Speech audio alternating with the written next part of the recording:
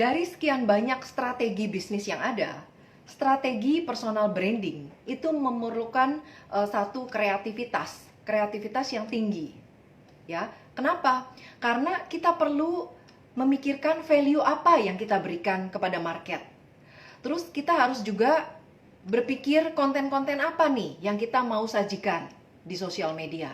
Terus kita juga harus tahu solusi apa yang kita bisa membuat market itu puas atau merasa mendapatkan manfaat dari apa yang kita bagikan atau sharingkan. Nah, ternyata strategi branding itu diperlukan nggak hanya oleh pebisnis saja loh. Kita sebagai karyawan juga perlu yang namanya branding untuk meningkatkan karir kita. Kemudian kita perlu branding untuk para profesional juga perlu. Dan masih banyak profesi lainnya itu di era sekarang perlu yang namanya bangun personal branding, ya. Personal branding yang Anda bangun itu akan mencerminkan nilai-nilai kepribadian, kemudian keahlian atau skill dan kualitas yang membuat Anda itu dilihat berbeda dibanding dengan yang lainnya. Nah, kita hari ini akan belajar banyak mengenai strategi branding yang sukses langsung dari pakarnya. So, pastikan teman-teman yang sudah hadir di sini nonton ya IG Live ini sampai selesai. Karena apa? Karena supaya mendapatkan manfaat yang lengkap ya dari ilmu yang akan dibagikan oleh pakar branding yang satu ini ya. Dan buat teman-teman yang nonton IG Live sampai selesai, saya juga ada bonus kejutan untuk Anda. Nah, bonus kejutannya apa? Saya akan berikan khusus kepada teman-teman yang nonton IG Live ini sampai selesai ya, yaitu e-book. E-book ini bagus banget, judulnya adalah 8 Skill Internet Milioner untuk mempersiapkan diri Anda untuk menjadi internet milioner. So, pastikan nonton IG Live ini sampai selesai untuk mendapatkan e-booknya. Oke? Buat teman-teman yang baru pertama kali kenal saya, perkenalkan saya Christine Amalia, founder dari Karyawan Milioner. Saya memberikan solusi khususnya bagi karyawan yang pengen banget mendapatkan percepatan income melalui bisnis internet. Jadi kalau teman-teman mau terjun ke internet, mau make money dari internet, mau mulai bisnis internet, tapi masih bingung startingnya dari mana ya? Apa yang harus dimulai dulu gitu? Apa yang harus dilakukan dulu? Nah, atau teman-teman sudah punya bisnis sendiri, mau belajar bagaimana mengonlinekan bisnis yang sudah ada. Harus belajar strategi internet marketing. Nah, nggak usah khawatir karena teman-teman tinggal mampir ke bio saya. Di bio saya banyak sekali video tips mengenai bisnis internet, mengenai strategi internet marketing. Di situ ada webinar free ya yang bisa diikuti. Sehingga benar-benar mendapatkan manfaat yang maksimal ya. Jangan lupa subscribe dan follow sosial media saya. So, bagaimana strateginya nih untuk bisa membangun personal branding yang sukses? Nah, kita akan ngobrol dengan seorang narasumber. Saya excited banget kalau ngobrol sama beliau yang satu ini karena gaya bahasanya tuh enak gitu ya, ngobrolnya membumi banget. Udah gitu diselingi sama humor. Ya, jadi kita nggak sadar kita sebenarnya lagi belajar ya. Jadi kita nggak terlalu serius banget, tapi justru dengan kondisi yang rileks, kondisi yang ada humornya, kita belajarnya itu lebih cepat nangkep, lebih masuk ke alam bawah sadar ya. Nah, beliau ini dikenal sebagai achievement motivator. Kemudian beliau juga merupakan penulis 5 buku bestseller dan dikenal sebagai marketing and leadership coach ya. Siapa lagi kalau bukan Pak Haryanto Kandani ya. Oke, sekarang saya mau lihat dulu beliau sudah hadir belum di sini ya. Sambil saya nyapa yang sudah hadir ya. Dapur Enak. Oke, Purwanto, Rismayanti, Nurleina. Oke, Naslinda, welcome. Franz Praburisa. Oke, Sabarina Meliala. Oke. Semangat pagi. Freddy Joe. Marmecake. Bisnis Internet Monica, oke. Haryanto Teddy, Margaret, Rina, oke. Udah banyak juga yang hadir ya. Nah, Pak Haryanto sudah hadir. Oke, sebentar saya undang beliau ya. Bapak Ibu siap-siap ya. Oke. Oke, kita tunggu sebentar. Haryanto.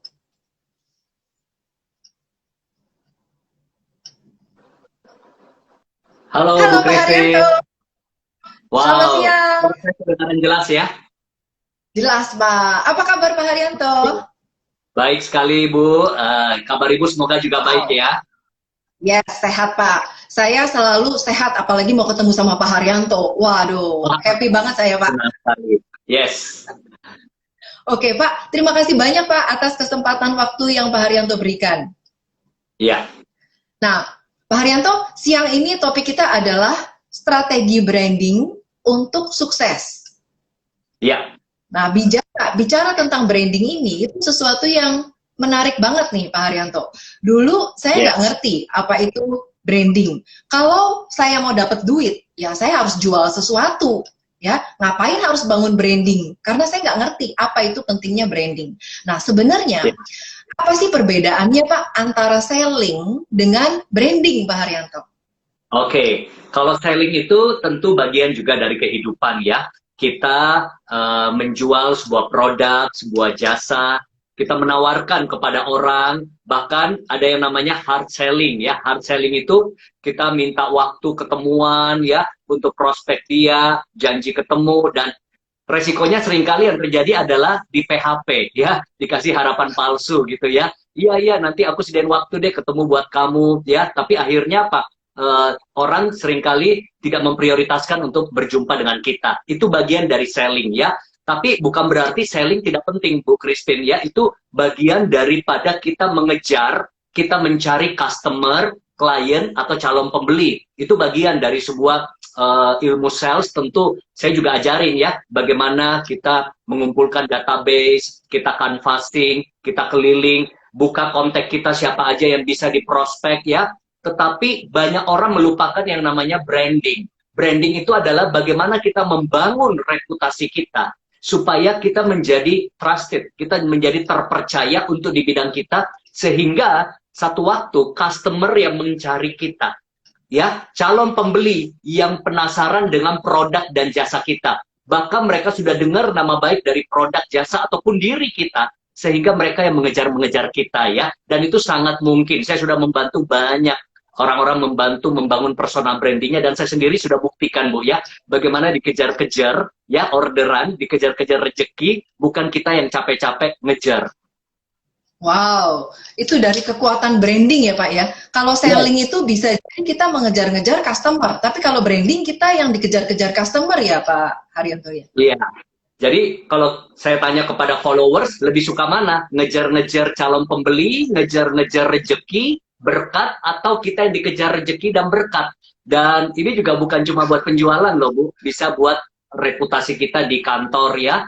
Kita menjadi orang yang mudah dipromosi, atau kita menjadi orang yang disingkirkan paling utama ya. Saya suka beritahu karena saya banyak training perusahaan, kadang-kadang HRD itu kejam loh Bu Christine. Mereka bilang begini, karyawan harus dibina kalau nggak mau berubah dibinasakan ya. Jadi ternyata kalau perusahaan mau PHK orang, let's say dia punya karyawan 1.000 orang, dia mau PHK 70% misalnya karena pandemi ini, pasti dia pertahankan orang-orang yang punya reputasi, kompetensi, kualitas yang bagus dan branding yang bagus itu yang akan mereka pertahankan. Begitu pula kalau mau dipromosi seorang karyawan pasti dengan branding yang bagus, pastinya mereka akan lebih disuka, dipercaya oleh atasan atau manajemen. Oke, luar biasa sekali ya. Nah, Pak, setelah kita tahu nih selling sama branding itu ternyata sesuatu yang berbeda banget. Terus gimana Ya, strateginya untuk kita bisa membangun branding yang sukses? ya.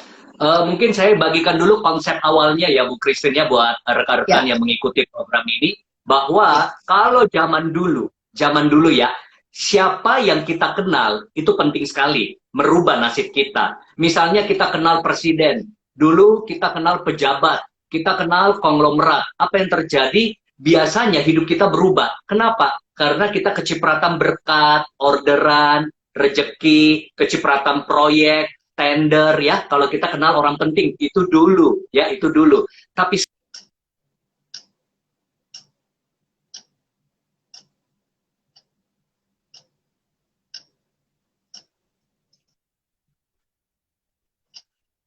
kenal, kita disuka, kita dipercaya, kita dihormati, itu jauh lebih penting karena itu menolong sekali ketika kita menawarkan sebuah produk dan sebuah jasa ya. Karena sebelum orang membeli sebuah produk atau jasa, dia harus seret dulu. Dia harus bisa membeli diri kita dulu supaya dia mau masuk ke dalam langkah selanjutnya untuk bertransaksi misalnya. Jadi strateginya adalah bagaimana kita dikenal. Nah, pertanyaannya adalah sekarang bagaimana kita dikenal? Kalau dulu biayanya mahal, Bu Christine, dan saya sudah lalui semua. Masuk di majalah, sudah di radio, sudah, makan sekarang pun masih ada slot radio saya. Nanti saya akan siaran di Smart FM lusa ya. Nah, terus di TV sudah, di billboard yang ada. Kalau saya keluar kota, kadang-kadang IO bikin foto kita di billboard yang besar, misalnya ke Medan, ke Makassar. Tapi itu kan biaya sangat mahal untuk kita bisa dikenal. Contoh kita punya sebuah produk dan kita masuk iklan TV, pasti produk kita laku. Tapi apakah sebanding dengan biaya siaran TV itu, harga produknya? Tapi zaman sekarang dengan kekuatan sosial media, kita bisa branding diri kita bahkan gratis. Ya, kalaupun berbayar itu tidak semahal dengan media-media yang lain. Nah, cuma sayangnya banyak orang tidak optimalkan kekuatan sosial media itu untuk branding dirinya dengan cara yang tepat. Nah, jadi itu langkah pertama, menggunakan media yang tepat dengan cara yang tepat untuk bisa branding diri kita. Oke, boleh dikasih contohnya Pak? Misalnya bagaimana cara membangun branding di sosial media supaya kita membangunnya dengan cara yang tepat? Oke, jadi memang untuk membangun di sosial media, mentalnya harus mental malaikat, bukan tuyul. Nah, bedanya apa nih? Mental malaikat. Malaikat itu mau memberi, tuyul itu mau mengambil. Jadi ketika kita mau branding diri kita, hatinya harus tulus. Saya mau memberi manfaat, saya mau memberikan edukasi, saya mau memberikan kebaikan, ya, atau ilmu, ya, secara mungkin cuma-cuma atau mungkin secara tulus. Tetapi dampaknya ketika kita sering berbagi, kita mulai dipersepsikan menjadi ahli di bidang kita, ya. Seseorang bisa menjadi ahli di bidangnya karena dua hal. Karena sebuah persepsi atau sebuah prestasi, ya. Jadi kalau dia berprestasi di dunia fitness misalnya, atau dia berprestasi di bidang keuangan atau di bidang tertentu, ya dia bisa dikenal. Tetapi ada cara lain, kita membangun sebuah persepsi. Tetapi ingat, persepsi ini harus didukung dengan kualitas. Jadi ketika orang terbangun persepsinya bahwa kita adalah sebuah figur yang terpercaya, maka satu waktu ketika kita menawarkan sebuah produk atau jasa, mereka sudah familiar. Ya, kayaknya mereka sudah biasa lihat kita, kayaknya mereka sudah percaya, karena kita sudah sering berbagi pada mereka. Nah, itu yang saya katakan, kita berbagi, beda dengan mental tuyul. Banyak orang seringkali yang dia posting adalah promosi, promosi, promosi. Akhirnya orang malas follow dia, karena dipikirkan bagaimana supaya menguntungkan dirinya. Contoh, pernah kejadian, Bu Christine ya, saya, nomor WA saya, mereka dapat ya, mungkin orang otomotif ya, hampir tiap hari saya dikirimin brosur mobil ya, sekali dua kali nggak apa-apa Bu Christine, tapi kalau tiap hari berbulan-bulan, apa yang ada di pikiran saya blok itu orang ya, karena sudah mengganggu. Nah, tetapi ada orang bank dapat nomor WA saya, dia kasih saya manfaat Bu. Oh, harga dolar begini sekarang. Kalau mau investasi ini caranya begini Pak. Ya, ini bagus banget. Dia tidak promosi, tapi dia memberikan saya manfaat. Jadi saya nunggu-nunggu. Wah, ada berita apa lagi nih yang bisa memberikan saya manfaat? Akhirnya saya mengikuti. Begitu pula di sosial media. Ya, kalau di sosial media itu memberikan kita manfaat, pasti kita senang banget untuk follow orang itu.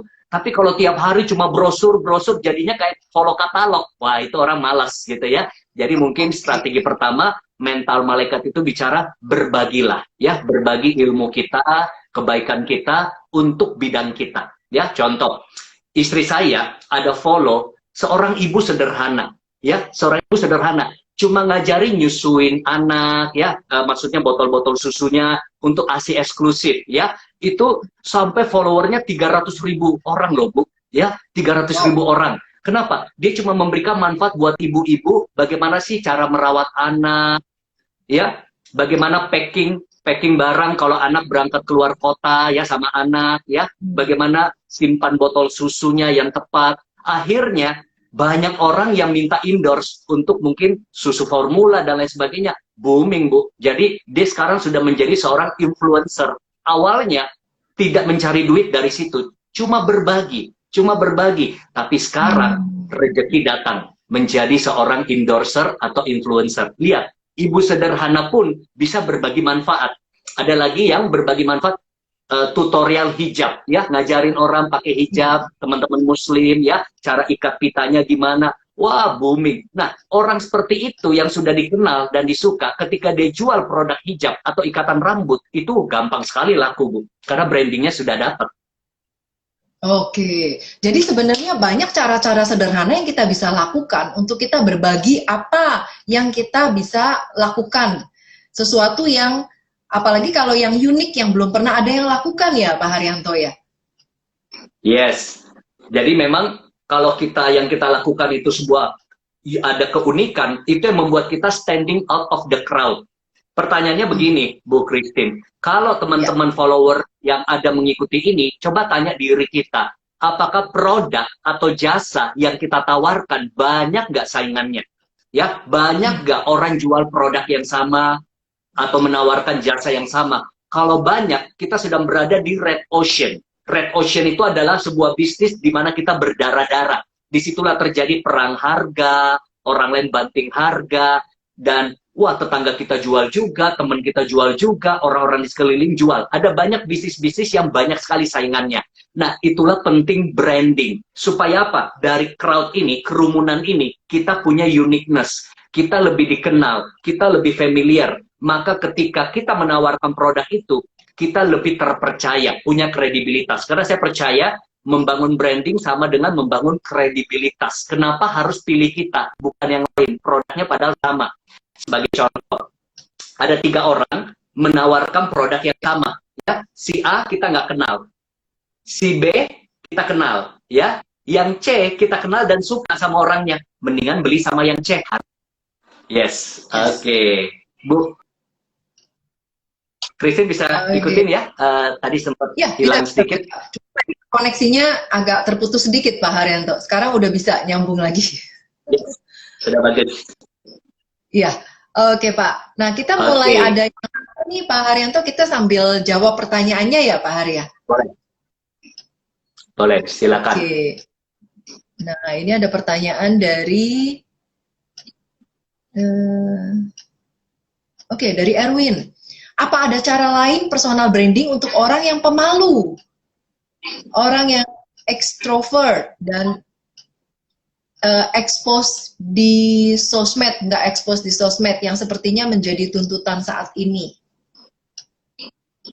Oke, ada cara lain, dan itu murid-murid saya sudah melakukan dan sampai booming ya. Ada seorang ibu sederhana, ya, ibu sederhana namanya Ibu Yeni Indra, ya, Ibu Yeni Indra. Dia itu menggunakan apa? Media sosial WA. Setiap pagi kita bangun ada artikel inspiratif dari Ibu Yeni Indra, ya, dengan tagline seruput kopi bersama Yeni Indra. Dan tulisan dia ini viral, ya, menjadi inspirasi bagi banyak orang. Di grup-grup CEO, artis, pengusaha, bank, bahkan sampai luar negeri, itu menantikan tulisan dia, dan orang seringkali copy-paste, forward lagi ke yang lain. Ini contoh.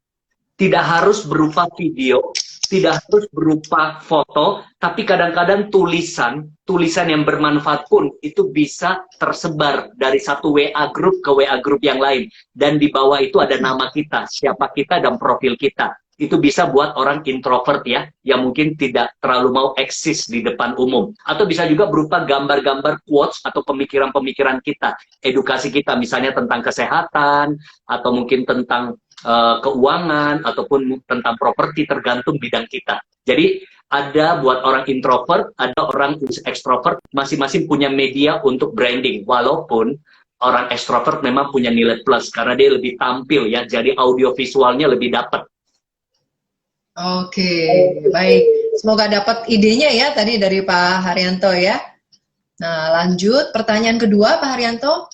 Selamat sore Miss dan Mrs. mau bertanya, bagaimana caranya untuk memulai menjadi personal branding di bagian aktivis sosial? Oke, aktivis Oke, sosial, Pak. yes. Sekali lagi, dalam personal branding adalah bagaimana orang tahu apa yang kita buat.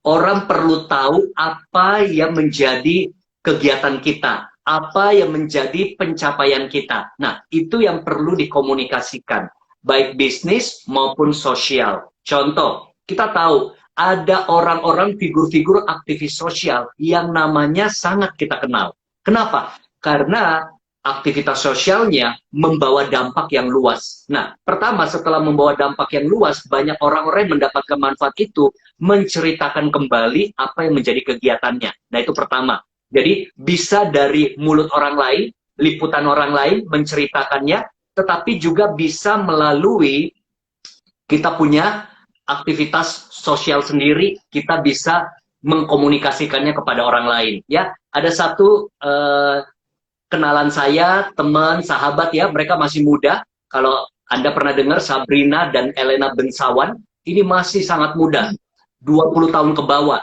Tapi brandingnya kuat sekali. Mereka pendiri dari yayasan sosial ShopShare, ya. Bagaimana yayasan untuk membantu orang-orang yang berkekurangan, membina ibu-ibu dan lain sebagainya. Sampai dari hal kecil yang mereka buat, mereka masuk ke kolong jembatan, mereka membantu banyak orang, sampai akhirnya mereka itu sampai diliput, ya. Jadi Sabrina ini dan Elena ini, mereka diliput sampai masuk Kick Andy, masuk Net TV, bahkan dapat penghargaan dari Jokowi. Juga masuk majalah Forbes ya. Forbes itu under 30 ya. Itu luar biasa sekali. Karena apa? Mereka tulus berbagi. Mereka tulus untuk menjadi inspirasi bagi banyak orang. Akhirnya apa? Branding mereka naik. Kenapa? Mereka diliput berbagai media untuk aktivitas sosial mereka. Jadi di bidang sosial pun branding itu bisa terjadi. Akhirnya apa? Dampaknya bukan profit, tetapi apa? Sumbangan dan donasi masuk mensupport kegiatan mereka. Itu luar biasa, branding di aktivitas sosial. Jadi donasi orang mau kirim karena terpercaya bahwa ini aktivitas sosial nirlaba atau non-profit yang terpercaya. Jadi selalu membangun kepercayaan itu penting sekali. Oke, karena sekali orang percaya, untuk selanjutnya orang jadi believe apa yang kita lakukan ya, Pak Haryanto ya? Yes.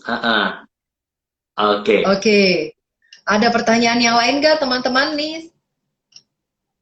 Ada pernyataan Pak, bukan pertanyaan dari Martono. Keren banget nih sharingnya Coach Haryanto Kandhani. Wow. Thank you, sangat thank you. Mungkin saya bisa tambahkan juga Bu Christine ya, konsep dari personal branding. Saya coba tanya ya buat rekan-rekan semua. Ketika di tangan saya ada 2 gelas ya, isinya sama, kopi Starbucks ya, kopi Starbucks contohnya. Yang satu ada logonya, yang satu nggak ada logonya. Kira-kira harga jualnya lebih mahal mana? Tentu setuju yang ada logo Starbucks ya, padahal yang satu juga gelas itu isinya Starbucks, tapi di luarnya cuma putih polos ya. Dan selain lebih mahal harganya, lebih diminati, orang mau antri, orang rela bayar lebih mahal. Padahal yang satu isinya juga sama, tapi karena tidak ada logo, tidak ada branding, orang kurang percaya, orang tidak berani bayar lebih mahal, orang bahkan tidak mau ngantri untuk itu. Nah, coba bayangkan kalau kehidupan kita punya personal branding yang baik, ya, maka apapun yang kita tawarkan, orang akan mudah percaya dan membelinya. Nah, kenapa yang saya tekankan personal branding, bukan produk brandingnya? Karena produk satu waktu bisa tidak relevan lagi. Perusahaan di mana kita bekerja satu waktu bisa tidak sehebat sekarang. Tetapi kalau personal branding kita sudah terbangun, di tangan kita ada ini laku. Di tangan kita ada benda lain, bisa laku. Artinya apa? Karena diri kita sudah terpercaya. Jadi apapun yang kita tawarkan, mereka mudah untuk membelinya. Tapi banyak orang, Pak Haryanto, bisnis, ya tidak salah. Suaranya kecil, Pak. Tapi ada orang-orang, mereka terlalu fokus pada produknya, produk brandingnya. Tetapi ketika produknya itu sudah tidak relevan, mereka harus membangun lagi dari nol untuk sebuah lain. Dan ini cocok sekali untuk teman-teman yang bekerja di bidang misalnya insurance, properti, network marketing, dan lain sebagainya. Bagaimana membangun personal branding kita supaya kitanya yang terpercaya, sehingga di tangan kita apapun yang kita tawarkan, orang mudah percaya dan laku. Oke, mantap banget ya. Waduh, semakin panas aja nih Pak bahasanya nih, Pak Haryanto. Lanjut lagi ya Pak, Yes. ada lagi yang tanya Pak Haryanto, apakah harus konsisten hal yang kita share? Misalnya nih, kita biasanya share tulisan inspiratif, tapi tiba-tiba kita mau share mengenai cara memasak, dan kadang mau share make up tutorial. Ya. Jadi pertanyaannya harus konsisten atau boleh beda-beda seperti itu postingannya Pak? Oke, penting sekali yang namanya konsistensi. Kenapa? Kalau yang kita posting campur aduk terlalu sering, kita nanti dicap palu gada. Apa lu mau, gua ada. Nah, karena gini Bu Christine, satu Ya. brand saja, untuk branding satu hal saja, itu it takes time, butuh waktu, apalagi multi brand, ya. Jadi jangan sampai orang bingung. Sebenarnya kita ini ya sedang menawarkan apa keahlian kita, apa spesialisasi kita. Nah, saya sebagai contoh ya, teman-teman bisa mengikuti. Saya coba sebut satu kata, teman-teman sebut satu figur. Ya, misalnya dunia anak, ya pendidik dunia anak. Ini yang saya sering lakukan ya. Apa yang ada di pikiran teman-teman? Pendidik dunia anak, ya, atau pesulap, pesulap Indonesia. Pasti ada nama yang muncul di pikiran kita. Atau dunia fitness, ada nama yang muncul di pikiran kita. Nama yang muncul itulah dia sudah terbangun personal brandingnya, ya. Misalnya yang kita ingat Aderai, yang kita ingat misalnya Demian, ya, atau Kak Seto, itu yang biasa banyak orang-orang di peserta seminar saya jawab. Berarti apa? Orang itu sudah terbranding dengan baik, walaupun dia punya aktivitas yang lain, tapi dia konsisten dari tahun ke tahun untuk ada di bidang itu. Nah, bagaimana dengan pertanyaan tadi? Ada makeup tutorial, ada yang lain, ya mungkin dua boleh lah ya, dua. Jadi dia selain makeup artis, dia juga kuat misalnya di bidang lain. Tapi kalau kebanyakan, orang bingung. Karena konten kita itu sangat menentukan audiens atau target market kita. Jadi, beda konten itu beda target market. Nah, karena sama seperti ikan, kita mau umpan ikan buat kakap sama teri, beda umpannya. Konten itu seperti umpan, ya. Apa yang bisa kita tarik daripada market kita sangat dipengaruhi dari konten yang kita siapkan. Nah, kalau kita kontennya nggak konsisten, maka orang akan bingung. Sebenarnya kita spesialisasi dan keahliannya apa? Oke, berarti sebenarnya kita tentukan dulu apa yang menjadi avatar kita, atau kita sambil kita kalau misalnya kita belum tahu siapa yang menjadi avatar kita, lalu kita membangun branding, dari situ kita baru melihat siapa yang banyak audiens yang suka dengan kita. Bagaimana prosesnya Pak Haryanto? Lebih baik kita tentukan dulu avatar kita, atau kita kalau belum tahu avatar kita seperti apa, terus kita sambil membangun, sambil sharing, sambil memberikan value. Oke, jadi sebenarnya bisa dari satu sisi atau sisi sebaliknya. Tetapi saran saya memang lebih bagus dari awal.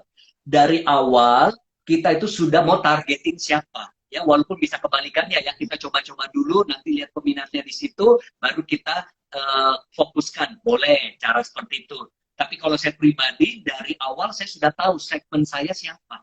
Ya, berbicara untuk segmen market anak-anak, untuk ibu-ibu atau suami istri atau mungkin pebisnis atau mungkin juga keluarga muda, itu beda sekali kontennya, cara bahasanya beda sekali. Jadi kalau dari awal kita sudah tahu, itu akan sangat menolong kita untuk punya persiapan konten yang kena pada sasaran. Ya, saya selalu katakan waktu kita mengkomunikasikan atau mungkin kita coba menjual apa yang menjadi kepada target market kita, maka pasti akan ada eliminasi. Ada yang menjauh, ada yang mendekat. Wajar, ya. Branding itu akan membuat siapa yang sefrekuensi sama kita, ya. Yang mungkin tidak minat dengan konten-konten, misalnya ya. Saya tidak berminat untuk konten-konten misalnya bagaimana hijab tutorial, bagaimana sih cara perbaiki komputer. Saya tidak terlalu minat ke situ. Ada juga konten-konten kayak anak saya suka sekali dengan konten-konten misalnya basket gitu ya. Atau dia juga follow konten-konten yang mungkin mengajari dia tentang misalnya sepatu sneakers, anak muda. Saya tidak tertarik di situ. Maka saya tidak akan follow itu. Tapi buktinya follower orang itu banyak sekali. Ya, buktinya follower orang itu banyak sekali. Tapi tidak termasuk saya. saya sudah tereliminasi dengan sendirinya karena saya tidak punya needs dan interest ke sana. Tetapi yang punya needs dan interest yaitu anak saya lah menjadi target marketnya. Akhirnya karena anak saya mengikutinya, sekali-sekali dia jual sebuah sepatu sneakers, anak saya lah menjadi yang mau beli. Nah, walaupun ujung-ujungnya yang keluar duit bapaknya juga. Tapi dia targetin anaknya, uang bapaknya yang keluar gitu ya. Karena dia mendapatkan hati dari anak saya. Dia mendapatkan kepercayaan dari anak saya. Dan anak saya tinggal bilang, Dad, mau beli ini sudah terpercaya. Aku bilang, itu pasti nggak? Wah, dia bilang, ini followernya ada. Beli di sini pasti aman. Wah, dia bilang gitu, ya sudah kita dukung gitu ya. Jadi target market itu penting sekali dalam mempersiapkan konten. Oke, yes, saya juga setuju banget dengan Pak Haryanto. Target market kita tentukan dulu, baru dari situ kita memberikan konten-konten yang cocok untuk target market kita ya Pak ya. Nah ini terkait dengan tadi ada orang yang suka, ada yang orang nggak suka pada saat kita lagi membangun branding. Ini ada pertanyaan dari Pak Erwin, suka ada orang yang jelekin atau fitnah. Gimana orang tersebut memperbaiki personal brandingnya yang kadang bikin emosi dan aksi balas dendam? Iya, saya rasa dalam hidup itu penuh resiko ya, Bu Christine ya. Kita sukses, ada yang ngomongin. Kita gagal, ada yang ngomongin. Kita kaya, diomongin. Kita miskin, diomongin. Kalau saya memilih lebih baik kaya, sukses, dan diomongin, Bu. Daripada miskin, gagal, diomongin. Sama aja. Ya, jadi resiko. Nah, makanya saya dalam mempersiapkan konten, biasanya ya bersyukur ya, haters hampir sedikit sekali, hampir nggak ada ya, sedikit sekali, satu, itu jarang sekali. Karena dalam mempersiapkan konten, saya tidak menyinggung siapa-siapa. Saya memberi manfaat yang saya merasa konten ini positif dan bisa diterima luas ya. Diterima luas bukan berarti disetujui oleh market semuanya. Jadi kebanyakan kalau lihat di IG saya, kebanyakan konten-konten saya itu tidak menyerang, tidak menyinggung, berbau kebaikan, memberikan manfaat. Jadi banyakan yang saya dapat selalu komen yang positif. Kebanyakan komen positif ya. Walaupun ada yang mungkin bukan target market saya, mereka mungkin tidak perlu follow. Tapi mereka juga tidak menyerang. Karena saya tidak menyinggung siapa-siapa dan konten saya itu berkualitas dan lebih membawa dampak kebaikan ya. Nah, memang ada konten-konten itu yang bisa menimbulkan serangan. Ya, contoh dia membuat sebuah produk yang memang banyak kompetitornya itu juga mau hantam untuk menjelekkan produk itu, ya sudah wajar dalam bisnis ya, pasti akan ada kompetitor, ada black campaign ya. Tetapi ya bagi saya itu resiko dalam sebuah bisnis, kehidupan, dalam sebagai karyawan pun begitu. Kita sudah baik pun ada orang-orang yang berkarakter buruk bisa menjelek-jelekan kita kepada manajemen ya. Ya mereka menjilat ke atas dan menjelekkan kita. Ya saya selalu katakan jangan pernah biarkan sikap orang lain menentukan sikap baik kita. Tetaplah lakukan yang baik, lakukan yang benar. Orang lain mau berkata apa, it's okay. Selama yang kita lakukan benar. Makanya kalau boleh saya tambahkan, Bu Christine, saya selalu tekankan branding harus diikuti dengan kualitas. Kualitas. Karena banyak orang kebablasan. Terlalu branding, tapi mengecewakan, servisnya nggak bagus, produknya jelek, produknya buat orang kecewa, itu yang akhirnya efeknya viral, tapi tidak didukung dengan kualitas yang bagus. Makanya banyak orang terlalu mikirin promosi, branding, tapi dia tidak memikirkan kualitas. Itu cara tercepat membawa kehancuran. Tapi sebaliknya juga, ada orang-orang produknya berkualitas, jasanya bagus, tapi tidak terbranding dengan baik. Makanya bisnisnya slow, susah dapat orderan. Dia bisa masak enak nih, tapi nggak ada yang tahu, nggak ada yang kenal. Akhirnya apa? Dia punya tidak laku produk dia. Nah, makanya ini harus berjalan bersamaan branding dan quality. Oke, jadi berbarengan, imbang, balance ya Pak Haryanto ya? Yes.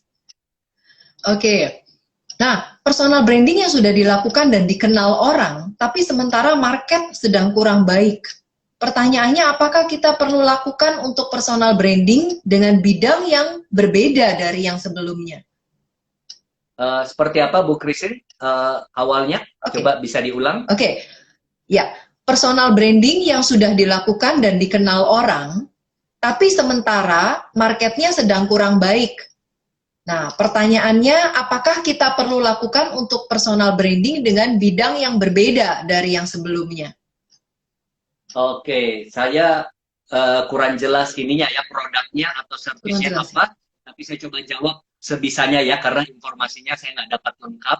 Oke, jadi kalau saya tidak salah menangkap, bagaimana sudah branding tapi marketnya kurang bagus ya, apakah kita perlu change? Nah, kita lihat Yes. marketnya itu kurang bagus karena apa? Memang produknya sudah jenuh, market sudah tidak suka lagi, makanya kalau dari pertanyaannya itu saya lihat kayaknya produknya, branding produknya ya, karena kalau personal branding itu kan kita lihat kalau kitanya sudah terpercaya, kalaupun produk ini yang kita tawarkan sudah tidak menarik di market, tapi kalau kitanya sudah terpercaya, kita bisa beralih ke produk yang lain, ya, bisa beralih ke produk yang lain karena kitanya sudah diterima oleh market.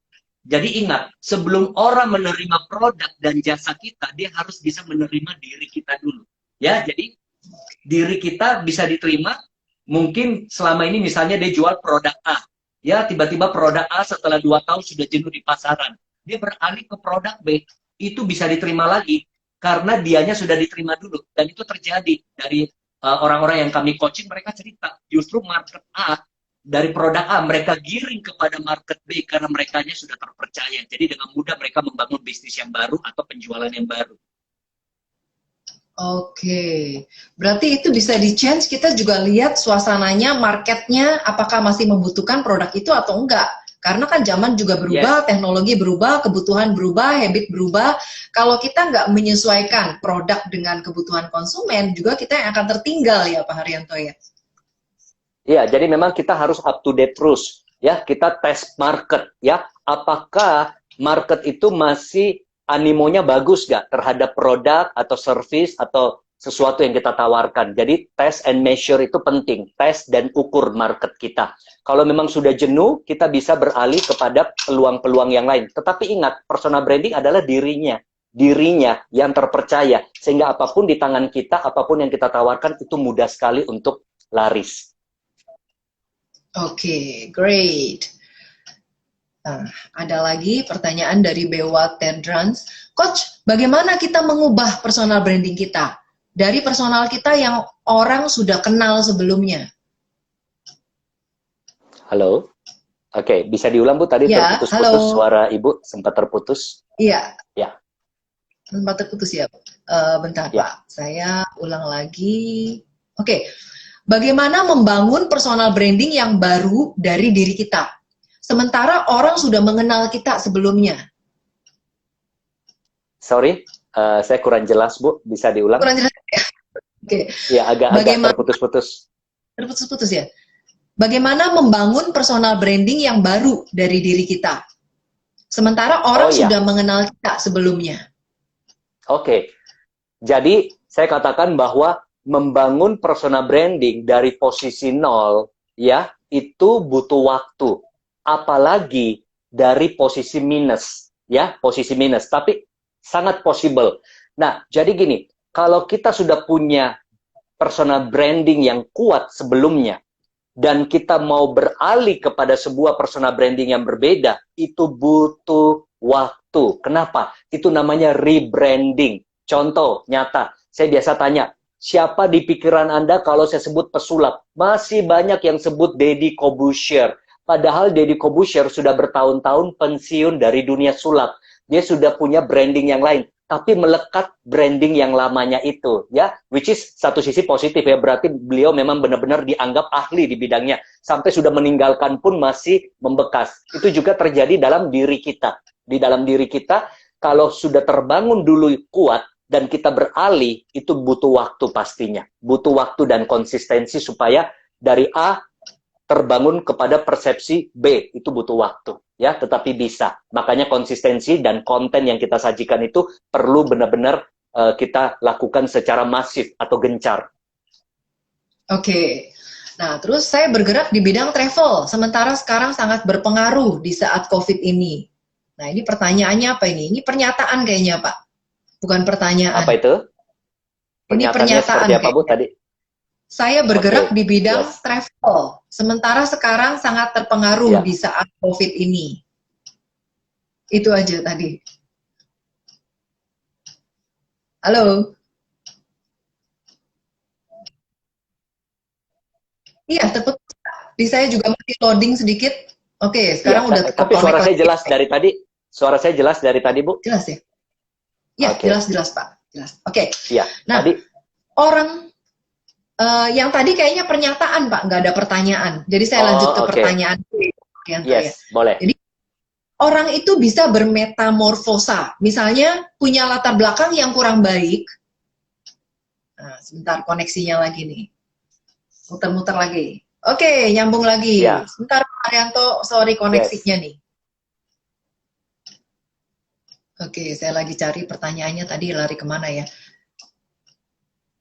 Oke. Ini ada pertanyaan saya lihat dari Yesaya Rudi ya. Saya bantu ya. Boleh. Ya, thank you. Kan orang itu bisa bermetamorfosa, misalnya punya latar belakang yang kurang baik tapi terus memperbaiki kehidupannya menjadi lebih baik. Bagaimana tuh cara bangun personal brandingnya? Ini pertanyaan ini persis dengan hidup saya, ya. Belasan tahun yang lalu hidup saya hancur, hidup saya pecandu narkoba, hidup terpuruk, dan akhirnya saya bangkit dari keterpurukan saya. Saya mulai karir sebagai seorang sales dengan gaji tidak sampai 1 juta, tapi akhirnya dengan sebuah konsistensi memberikan manfaat, dengan sebuah prestasi, pencapaian, dan bagaimana kita bisa konsisten, akhirnya saya bisa ada saat ini dengan sebuah personal branding yang sudah terbangun. Jadi buat Yesaya Rudi, saya pribadi contohnya, dari minus sampai ada di kondisi saat ini. Itu sebuah transformasi. Kalau istilahnya mungkin bermetamorfosa. Jadi sangat possible. Ya, dari kondisi minus sampai ke plus, dan kita bisa terbranding dengan baik, bisa sekali. Wow, amazing. Oke, lanjut ya Pak Haryanto. Yes, silakan Bu. Coach, misalnya seorang pilot ingin menjadi agen asuransi. Apakah memungkinkan, Coach? Bagaimana caranya? Oh ya, jadi kita lihat dulu, apakah waktu dia menjadi seorang pilot sudah terbranding bagus nggak? Ya, kalau belum berarti bisa mulai dari nol bangun di asuransinya. Jadi pilih mau fokus yang mana, ya? Oke, mau lebih dikenal yang mana? Karena ini dua bidang yang berbeda. Contoh, bisa saja dia membangun brandingnya di pilot, ya, sampai terkenal. Kan ada pilot yang brandingnya bagus sekali ya, salah satu kenalan saya juga ya, sampai 1 juta followernya. Nah, nggak apa-apa. Tujuan branding kan dikenal, disuka, dipercaya. Nah, kita sudah dikenal sebagai pilot terpercaya, nanti kita bisa seakan-akan endorse produk asuransi, ya. Kita rekrut tim, kita jualan produk asuransi, karena kitanya sudah dipercaya, diterima, ya. Misalnya dia seorang dokter, atau dia seorang misalnya atlet, ya. Nantinya dia mengendorse produk yang lain, ya, itu sudah lebih mudah daripada tidak ada branding dari dua sisi. Tapi kalau yang dari sisi misalnya profesinya yang lama juga belum terbranding, bisa juga dipikirkan untuk membangun branding dari sebuah profesi yang baru. Tapi tidak menutup kemungkinan juga dua-duanya terbangun. Di bio kita kan bisa tertulis misalnya pilot dan juga seorang apa? Misalnya financial advisor, bisa ya, dokter, tetapi juga dia seorang yang menjadi aktif di sebuah produk herbal misalnya. Jadi bisa banget ya. Tetapi memang kalau bisa difokuskan, diutamakan satu dulu, ya, satunya pendukung, ya, satunya pendukung. Jadi yang mana mau lebih utama dikenal, yang berikutnya pendukung. Banyak kok artis juga begitu kan, dikenal sebagai artis, punya jualan apa? Ayam geprek, punya karaoke, punya misalnya jualan pisang dan lain sebagainya, karena sudah diterima. Keartisannya dia sudah terbranding. Jadi dia jual pisang goreng pun laku, ya, jual bakso pun laku. Oke, mantap banget. Jadi kita fokus dulu satu branding sampai jadi orang itu udah kenal. Setelah itu kita mau jual produk apapun juga, kalau brandingnya orang sudah kenal, orang sudah trust, ya sudah ada market sendiri ya Pak Haryanto ya. Yes. Nah, karena itulah yang disebut influencer ya. Ya, influencer, betul. Pak Yesaya, tambah lagi pertanyaannya Pak, butuh waktu berapa lama tadi yang kaitannya sama bermetamorfosis? Oh, butuh bertahun-tahun ya. Butuh bertahun-tahun kalau saya pribadi, tetapi cara sekarang bisa lebih cepat ya kalau kita konsisten membangunnya di sosial media. Kenapa saya bertahun-tahun? Karena saya dulu dari zaman tidak ada sosial media ya, yang ada dulu cuma Friendster, masih ingat zaman dulu Facebook. Tidak semua orang punya wifi gitu ya, tidak semua orang punya gadget. Jadi sekarang harusnya lebih cepat. Ada kok kemarin yang hanya dalam waktu 1,5 tahun, 2 tahun sudah terbangun ekspertisnya ya, karena dia konsisten di sebuah sosial media ya. Ada yang cerita bagaimana dia sering memberikan edukasi tentang kesehatan, memberikan edukasi tentang fitness, akhirnya dalam waktu 1-2 tahun sudah terbangun brandingnya, ya. Nah, kalau saya butuh bertahun-tahun, karena zaman dulu kan belum ada sosial media yang segencar sekarang, jadi lewat buku, lewat artikel, lewat liputan majalah, koran, seperti itu. Oke, Pak Haryanto, kita masih ada beberapa menit lagi. Satu pertanyaan lagi boleh ya Pak ya, kita bantu jawab ya.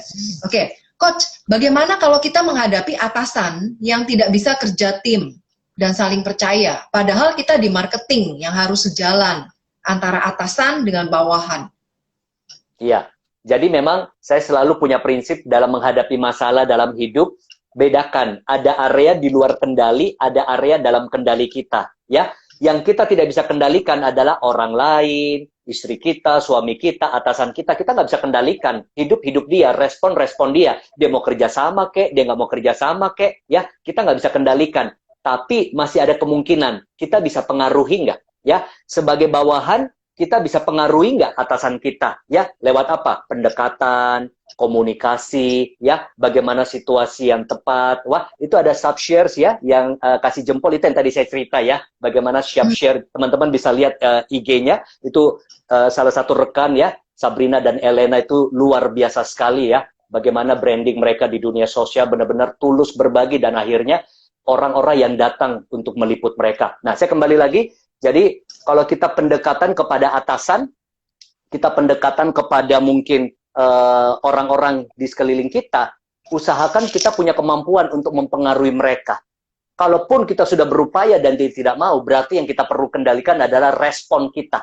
Bagaimana menyikapi, bagaimana bisa menyesuaikan diri dengan kondisi atasan yang tidak ideal, ya. Kita maunya begini, dia maunya begitu, ya wajar. Posisi kita di posisi sulit, karena kita karyawan, ya. Berarti kita yang harus mengalah, ya. Kita yang harus bisa menyesuaikan diri. Tapi kalau yang bertanya, Coach udah nggak kuat lagi, ya hidup kan pilihan. Mau terus di situ atau mau menemukan atasan yang bisa membantu kita maju, ya. Nah, atau mungkin jangan lagi jadi karyawan gitu ya, menemukan bisnis sendiri yang kalau Bu Christine pakarnya tuh ya, pakarnya ya, bagaimana jadi karyawan dan milioner, itu tanya Bu Christine tuh harusnya. Yes. Okay. Kalau nggak pusing Bu. Nah, betul Pak, betul. Oke, nah Pak Haryanto, apa sih sebenarnya manfaat dari kalau kita membangun branding? Apa manfaatnya? Yes, banyak sekali.